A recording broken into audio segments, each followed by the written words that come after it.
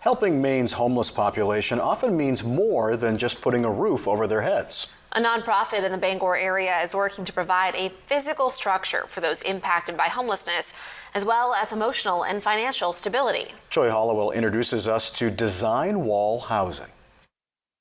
Design Wall Housing is 100% volunteers. We're hoping to acquire one of the many buildings that are in the city that are boarded up and forgotten, much like some of our unhoused in this area.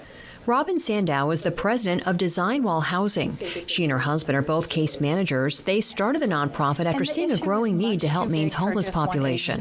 A design wall is something that quilters and crafters use, and they put various pieces that sometimes fit together and don't always fit together perfectly, but a beautiful piece is the result in the end. Sandow says their mission is to provide housing with a foundation for personal growth. Tenants will be paired with volunteers that will help in various roles to remove the barriers often associated with being homeless. Some of the folks right now that are unhoused are considered not housable under some of the programs that are out right now.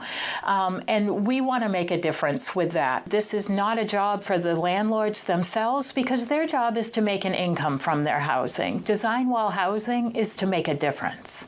But first, they need to find housing themselves. We are seeking our first model apartment building. Penobscot County Commissioners gave a grant of $25,000. The nonprofit is also applying for a slice of Bangor's $16 million in ARPA funding.